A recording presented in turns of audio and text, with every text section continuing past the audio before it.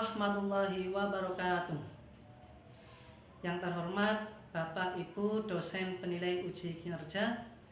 Perkenalkan, nama saya Imam Makmuri, NIM 209241072. Saya adalah guru fikih di MTS Plus Nurul Ihsan Muktisari Kebumen, sekaligus mahasiswa PPG dalam jabatan batch 1 tahun 2025 di IAIN Ponorogo. Pada hari ini, Jumat tanggal 9 Mei tahun 2025, saya melaksanakan praktik pembelajaran uji kinerja pada siswa kelas 7 dengan materi ketentuan sholat fardu dalam kondisi tertentu dengan model pembelajaran problem based learning. Selamat menyaksikan. Bismillahirrahmanirrahim. Assalamualaikum warahmatullahi wabarakatuh. Waalaikumsalam warahmatullahi wabarakatuh. Semuanya sehat? Sehat. Sudah sarapan belum? Sudah. Berarti belum. Yang belum kenapa Mbak Rizka? Belum masak ibunya. Nanti bilang sama ibu ya, besok-besok ya sarapan gitu ya. Nah, kalian pokoknya kalau pagi ya usahakan sarapan biar di madrasah itu semangat, tidak loyo gitu ya. Nah, baik, sebelum pembelajaran kita mulai, kita awali dengan berdoa terlebih dahulu. Mudah-mudahan apa yang kita dapatkan, ilmu yang kalian peroleh di madrasah senantiasa bermanfaat dan membawa keberkahan. Allahumma Amin. ala hadiniyah wa ala kulli sholihah. Al-Fatihah. A'udzu billahi minasy syaithanir rajim. Bismillahirrahmanirrahim. Alhamdulillahi rabbil alamin. Ar-Rahmanir Rahim. Maliki yaumiddin. Iyyaka na'budu wa iyyaka nasta'in. Ihdinas siratal mustaqim. Siratal ladzina an'amta 'alaihim ghairil maghdubi 'alaihim waladdallin. Rabbighfirli wa liwalidayya wa lil mu'minina amin. Pak Guru absensi dulu ya sebelumnya ya, biar kelihatan yang berangkat dan yang berangkat. Aditya Nuriski, Ananda Nuriski, Ayudya, Azelia, Bangkit, Fahri,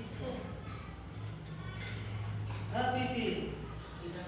Tidak berangkat, kenapa ini? Ada suratnya atau tidak? Iya. Tidak ada. Miftahul Rizki, Ramdan Ilham, Syaiful Isalwin, Nur Kandias, Nurul, Rizka, Safa, Niam. Jadi ada yang tidak berangkat ya. Kalau misalkan kalian tidak berangkat karena halangan sesuatu, misal sakit atau dan sebagainya, kalian usahakan pakai surat ya, pakai surat izin, biar nanti ya Bapak Ibu guru bisa menanyakannya. Seperti itu ya. Ada suratnya, ada keterangannya. Seperti itu ya. Iya. Hari ini siapa yang tiket? Coba angkat tangan. Ya, Saiful, tiket tadi? Tiket. Ilham? Tiket. Nurul? Ya, tiket. Nah, tiket seperti itu setiap pagi ya, biar kondisi ruangannya bersih seperti ini, kelasnya bersih. Baik, anak-anak semuanya, ya, sudah siap kalian menerima materi pembelajaran? Ya. Nah, siap, harus ya. Nah, jadi kalian juga harus selalu siap dan semangat bersekolah. Seperti itu ya. Karena yang namanya menuntut ilmu itu hukumnya wajib. Nah, bagi kaum muslimin laki-laki dan perempuan. Itu ya, itu. Jadi harus semangat. Nah, ketika semangat nanti insya Allah apa yang kalian dapatkan insya Allah bermanfaat. Baik, materi pada hari ini yang akan kita bahas yaitu berkaitan dengan sholat dalam kondisi tertentu. Kalian sudah pernah menerima materi tentang sholat? Sudah ya, minggu sebelumnya ya, minggu kemarin berkaitan dengan sholat Jumat ya, masih ada kaitannya dengan sholat ya. Jadi yang namanya sholat itu hukumnya apa? Wajib bagi tiap individu ya. Yang tadi pagi tidak sholat ada? Nah, tidak ada. Bagus ya. Harus rajin karena hukumnya wajib. Termasuk sholat itu bisa membentuk karakter kita semuanya. Ya apa enggak? Membentuk contoh karakter kedisiplinan. Contoh sholat zuhur berjamaah ya di madrasah, bel berbunyi, terus kemudian kalian siap-siap sholat zuhur, langsung semuanya ke masjid. Itu disiplin apa enggak? Disiplin. Contoh lagi sholat maghrib kalian di rumah sudah azan dikumandangkan di musola di masjid. Nah, terus kemudian waktunya sholat itu membentuk karakter disiplin. Oleh karena itu, silakan kalian tetap menjalankan perintah Allah. Sholat tersebut dilaksanakan dengan disiplin, dengan sebaik mungkin karena hukumnya wajib. Adapun tujuan pembelajaran yang akan diperoleh melalui mempelajari materi sholat dalam kondisi tertentu, yaitu yang pertama pengertian sholat fardu dalam kondisi tertentu. Jadi tahu. Ya. Harapannya apa ketika kalian mempelajari materi ini? Yang pertama menjadikan kalian itu tahu apa itu arti menjalankan sholat dalam kondisi tertentu. Itu yang pertama. Ya. Ada yang kedua, ada yang tahu? Coba kita. Ya, apa Menggambarkan sebab yang memperoleh pelaksanaan sholat. Nah, jadi tahu ya apa sih sebab-sebabnya seseorang itu melaksanakan sholat dalam kondisi tertentu atau dalam kondisi darurat. Jadi tahu sebab-sebabnya. Oh, ternyata ini sebabnya. Itu ya. Terus kemudian yang selanjutnya menguraikan tata cara pelaksanaan sholat fardu. Ya, karena contoh sedang sakit, dalam kondisi darurat, sedang dalam perjalanan itu ya. Jadi tahu tata caranya. Oh, bagaimana sih ya tata caranya? Contoh, siapa? Mas Ananda kemarin ya pernah melakukan kegiatan outing class. Kemana kemarin? Ke Jogja. Kalian kemarin ke Jogja. Nah, perjalanan jauh. Ya. Jadi ketika sholat zuhur kemarin ya, coba Mas Nanda kemarin bagaimana sholat zuhurnya?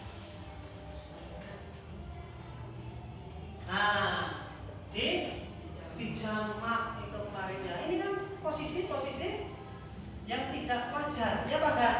Tidak seperti posisi tidak seperti halnya waktu sholat yang normal, yang biasanya itu ya. Ini. Jadi bisa sholat jamak seperti itu ya. Ini kondisi tertentu ya. Kondisi yang tidak wajar, tidak normal seperti halnya waktunya sholat yang seperti biasanya. Itu ya. Terus kemudian mendemonstrasikan pelaksanaan sholat fardu karena sebab-sebab tertentu sesuai dengan ketentuan. Nah, jadi tidak asal-asalan ya. Ketika seseorang akan melaksanakan sholat dalam kondisi darurat atau tertentu dan sebagainya, itu harus dengan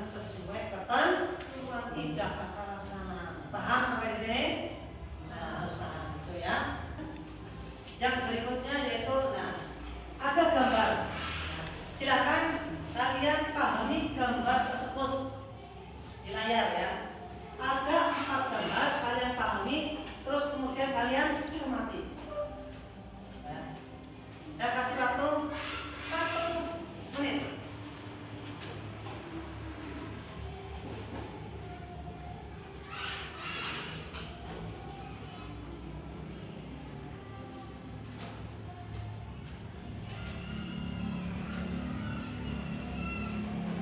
Cukup ya? Coba Mas Fahri ya. Mas Fahri, gambar yang di pojok atas itu gambar apa? Nah, sholat dalam posisi duduk. Nah, ya, sholat dalam posisi duduk. Terus kemudian Mbak Rizka. Gambar yang sebelahnya, gambar apa itu? Nah, sholat di atas kendaraan. Nah, terus kemudian Rizky, gambar yang di pojok bawah sini. Coba itu gambar apa? Nah, sholat sambil berbaring. Yang terakhir, ya, Hazel. Apa itu pojok? Gambar apa? Nah, sholat dalam keadaan sedang perang. Sudah kalian paham terkait gambar di sini? Sudah belum? Coba bayangkan kalian ya. Pak, posisi lagi di atas pesawat. Terus itu sholatnya bagaimana? Nah, arah kiblatnya bagaimana, Pak? Gitu ya. Terus kemudian untuk wudhunya bagaimana dan lain sebagainya. Perang ya, Pak. Kalau sudah perang, sholat nanti ketembak, Pak. Nah, itu bagaimana? Menjadi pertanyaan apa enggak tidak oleh kalian? Ya itu ya. Terus kemudian berbaring duduk. Nah, ini menjadi tugas kalian ya. Jadi pembelajaran hari ini kita akan menggunakan metode pembelajaran PBL, Problem Based Learning ya, berbasis masalah. Ini ada masalah gambar-gambar di sini. Silakan kalian carikan solusi, kalian diskusikan, kalian gali informasinya. Seperti itu ya, siap? Ya. Nah, setelah nanti kalian berdiskusi, nah kalian tinggal mempresentasikan apa hasil yang kalian dapatkan dari masalah yang tadi. Seperti itu ya. Nah, sekarang Pak Guru bagi kalian menjadi beberapa kelompok. Nanti 1, 2, 3 ya, menjadi 3 kelompok. Silakan untuk membentuk ke kelompoknya masing-masing. Ya.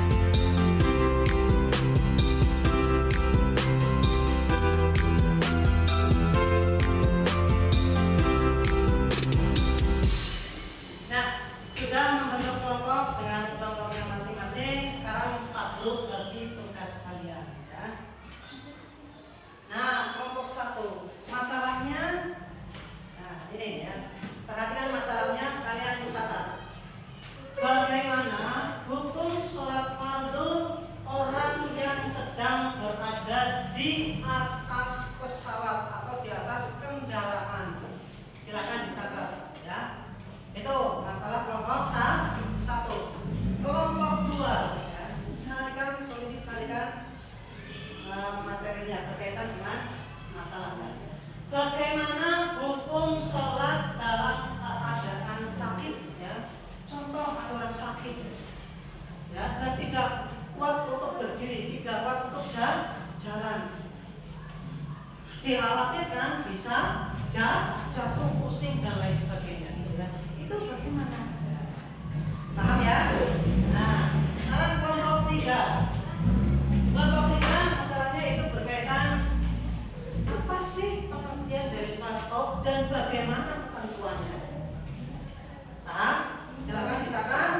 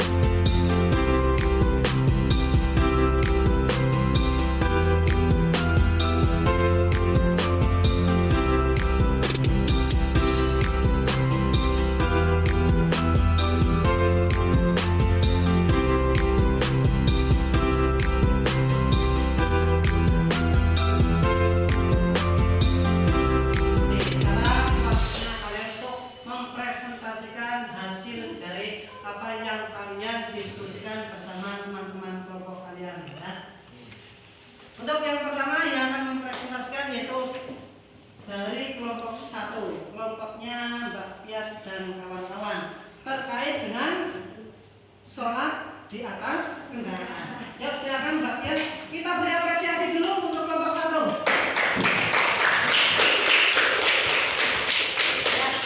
Ya, Mbak Pias. Nah, di sini ya. Silakan. Yang lainnya didengarkan baik-baik. Nanti kalau ada pertanyaan silakan ditanyakan. Silakan. Assalamualaikum warahmatullahi wabarakatuh. Saya perwakilan dari kelompok 1 akan menjelaskan tentang bagaimana hukum sholat fardu seorang yang sedang berada di atas kendaraan pesawat dan bagaimana cara melakukan sholatnya.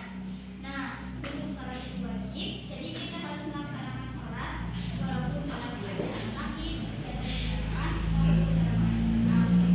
Nah, ketika sedang melakukan perjalanan jauh dan mengendarai alat transportasi seperti kereta, kapal, atau pesawat, maka di waktu salat tidak memungkinkan untuk berhenti di suatu tempat dan melakukan salat. Keadaan ini membuat seseorang harus melakukan saat salat di atas kendaraan, sebagaimana hadis yang diriwayatkan dari Ibnu Umar. Beliau berkata, Nabi Shallallahu Alaihi Wasallam salat di atas unta atau kendaraannya, dan beliau salat di atas kendaraannya menghadap kemana kendaraan menghadap. Hadis riwayat Tirmidzi. Jadi, walaupun kita di atas kendaraan, ya kita harus tetap melaksanakan sholat, yaitu dengan cara niat sholat dan niat menghadap kiblat. Jadi sekian dari saya, perwakilan kelompok 1. Banyak kesalahannya, mohon maaf. Wassalamualaikum warahmatullahi wabarakatuh. Waalaikumsalam warahmatullahi wabarakatuh. Tepuk tangan lagi ya, Pak. Ya, kemudian kelompok 2. Ya, kelompok 2 silakan maju.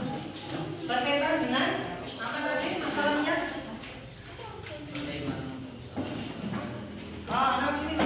Nah, sholat dalam keadaan sedang sakit. Ya, silakan diperhatikan, didengarkan. Yuk. Assalamualaikum warahmatullahi wabarakatuh. Waalaikumsalam warahmatullahi wabarakatuh. Saya perwakilan dari kelompok 2 ingin menyampaikan dan menjelaskan bagaimana hukum sholat dalam keadaan sakit dan bagaimana cara melaksanakannya. Ketika seorang dalam keadaan sakit, maka dibolehkan untuk melakukan sholat sesuai dengan kemampuannya. Hal ini berdasarkan pada sebuah riwayat bahwa Imrun bin Husain berkata, saya pernah mengalami terkena penyakit wasir, maka saya bertanya kepada Nabi Muhammad SAW. Maka beliau bersabda, sholatlah dengan berdiri, jika kamu tidak bisa maka duduklah, dan jika tidak bisa maka sholat berbaring. Dan bagaimana cara melaksanakannya? Cara melaksanakan sholat, pertama posisi duduk seperti saat duduk di antara dua sujud.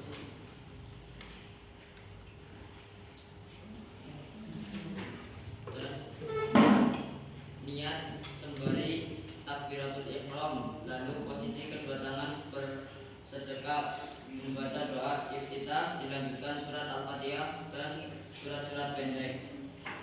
Sekian dari kami, ada kurangnya mohon maaf. Wassalamualaikum warahmatullahi wabarakatuh. Waalaikumsalam warahmatullahi wabarakatuh. Nah, barangkali dari teman-teman kalian ada yang mau bertanya, silakan. Oke, barangkali. Saya mau bertanya, Oh, itu untuk bertanya sudah namanya. Ya. coba praktekkan posisi sholat dalam posisi duduk. Nah, bagaimana? Coba praktekkan posisi sholat dengan duduk ya. Nah, Mas Imam mempraktekkan posisi sholat dengan duduk. Nah, silakan pakai kursi. Pakai kursi ini ada kursi ini ya. Ya, silakan dipraktikkan di sini ya, Mas Imam. Ayo coba perhatikan yang lain. Ya, silakan.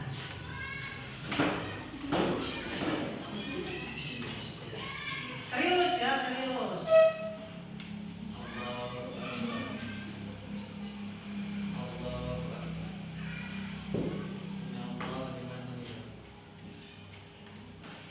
Allah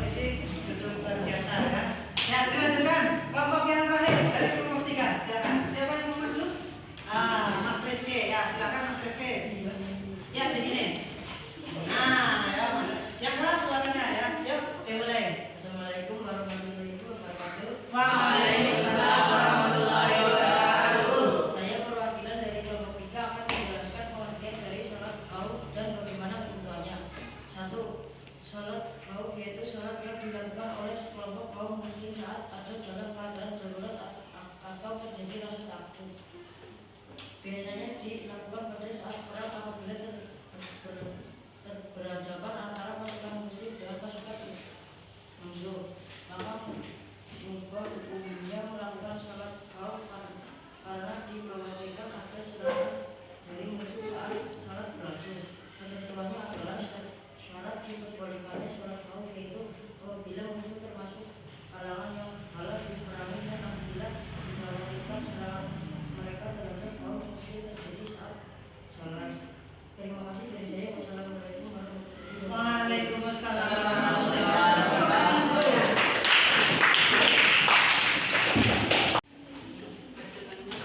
Ya, baik anak-anakku semuanya, tadi kalian sudah mempresentasikan dengan baik ya, ada yang tanya, terus kemudian mempraktikkan sholat dengan cara posisi duduk, itu ya luar biasa kalian, bagus, mantap gitu ya. Nah, perhatikan kembali ke depan ya. Ini materi kita ya. Pengertian sholat dalam kondisi tertentu ya. Jadi sholat fardu itu hukumnya wajib ya. Dan juga dalam kondisi tertentu juga wajib dilaksanakan ya, sebagai pelaksanaan sholat yang dilakukan dalam kondisi tidak wajar atau tidak sebagaimana luas caranya terus atau normal seperti waktu-waktu sholat yang biasanya. Itu ya, sholat dalam kondisi tertentu atau dalam kondisi darurat. Itu ya. Kemudian, nah ada dalil berkaitan dengan sholat dalam kondisi tertentu atau kondisi darurat. Mari kita baca dalil yang ada di layar depan bersama-sama. 1, 2, 3. Bismillahirrahmanirrahim. Alaikum wassalati wusta wa qumu lillahi qanitin. Fa in khiftum farijalan aw rukbana wa idza amintum fadhkurullaha kama 'allamakum ma lam takunu ta'lamun. Itu ya, hadis dalil yang menerangkan berkaitan dengan sholat dalam kondisi tertentu ya. Yang artinya peliharalah semua sholat fardu.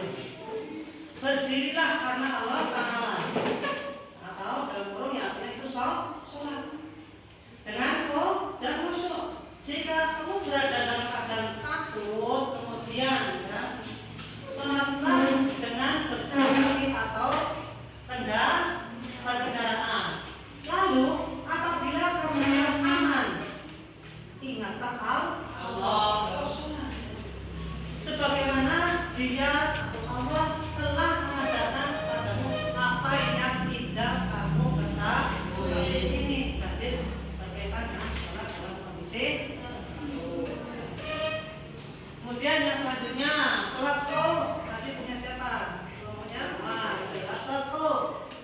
Sholat khauf merupakan sholat fardu yang dilaksanakan di tengah munculnya kekhawatiran atau ketakutan contoh tadi yaitu ada perang ya. Dulu zaman Nabi seperti itu ya. Ada ketika perang ya, melaksanakan sholat khauf. Nah, pada masa Nabi sholat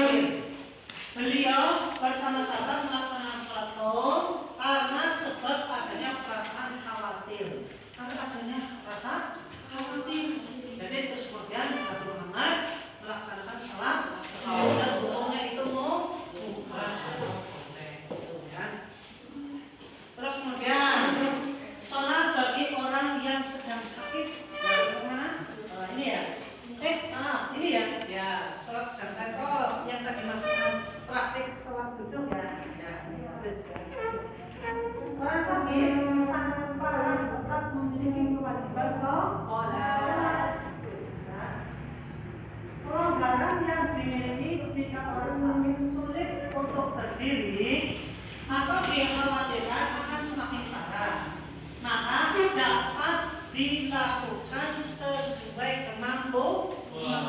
Contoh, sholat tidak bisa berdiri dengan cara berdiri, ya dengan cara duduk.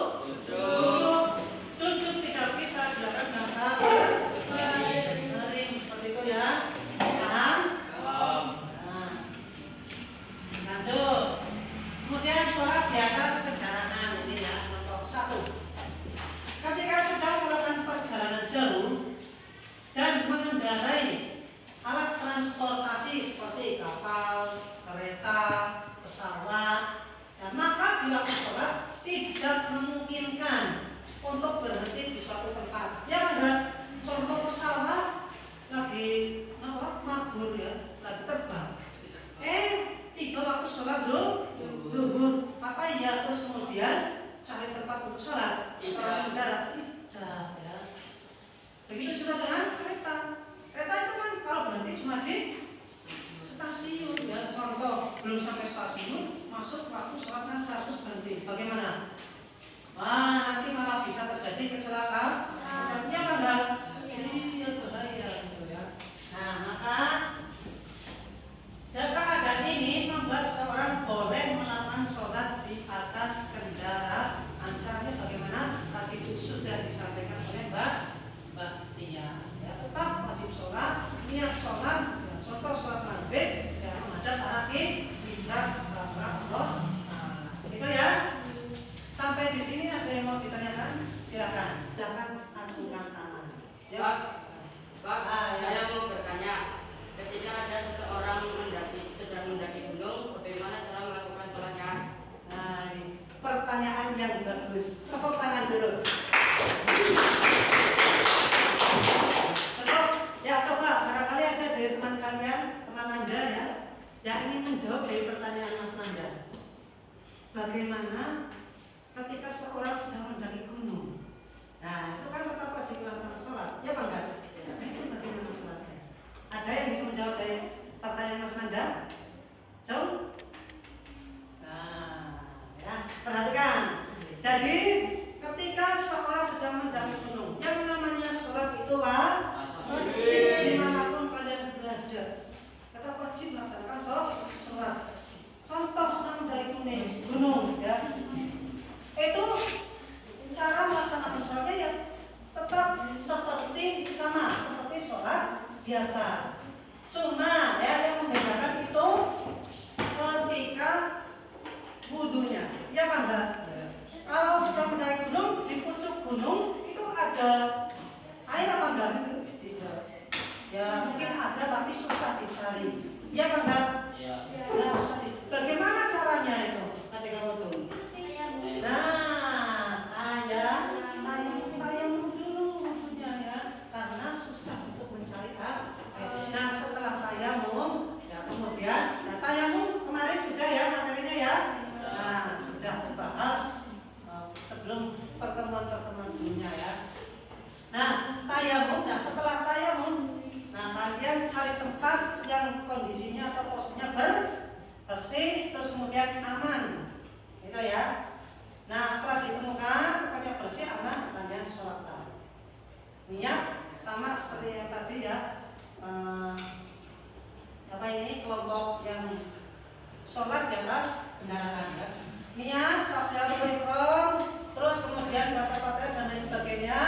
Tetap ya posisinya menghadap arah kiblat. Ketika niat. Seperti itu ya Mas Nuri ya. Nah, paham? Ya. Ada lagi yang mau bertanya? Silakan. Tidak? Ya, kalau tidak sekarang tinggal kesimpulan. Jadi kesimpulan dari materi kita pada hari ini yaitu berkaitan dengan sholat dalam kondisi tertentu atau darurat. Yang pertama yaitu sholat di atas kendaraan. Ya, tadi yaitu wajib dengan niat yaitu menghadap kiblat. Terus kemudian sholat ketika sedang sakit, bagaimana tadi caranya? Sholat dengan duduk atau berbaring, ya boleh. Terus kemudian yang kelompok sini, ya kesimpulan dari materi yang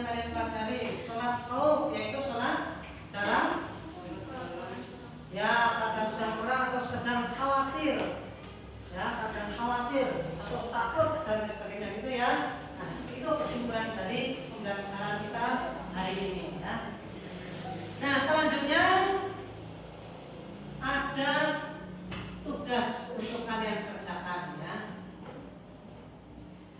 Nah, silakan lihat ke layar depan, itu ada soal atau tugas. Silakan kalian jawab pertanyaan-pertanyaan yang ada di depan.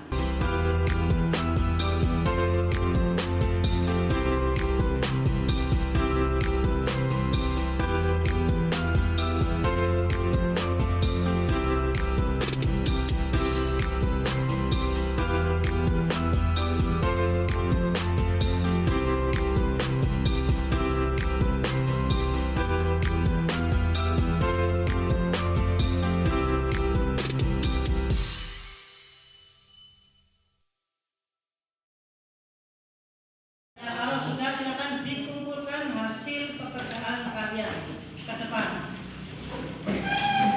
Ya, semuanya dikumpulkan hasil pekerjaannya. Sini. Ya, untuk pembelajaran hari ini sudah cukup. Alhamdulillah telah berjalan dengan lancar. Mudah-mudahan ilmu yang kalian dapatkan senantiasa bermanfaat dan memberikan keberkahan bagi kalian semuanya. Allahumma amin. Nah, untuk itu coba kalian berikan pemilihan bagaimana dengan metode pembelajaran hari ini. Dengan metode problem based learning. Bagaimana? Bagus. Ya, terima kasih. Tepuk tangan dulu. Tepuk tangan.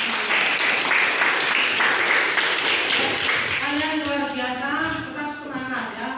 Untuk pembelajaran ini sudah cukup, dan untuk materi minggu depan yaitu berkaitan dengan sholat jamak dan sholat qashar, gitu ya. Silakan kalian pelajari terlebih dulu di rumah. Nah, intinya setelah kalian belajar di rumah, nanti ketika kita berlangsung pembelajaran di madrasah seperti ini, kalian sudah siap. Seperti itu ya. Ya. Mari kita tutup untuk pembelajaran hari ini dan membaca hamdalah bersama. Alhamdulillahirabbil alamin. Ada salahnya mohon maaf. Wassalamualaikum warahmatullahi wabarakatuh.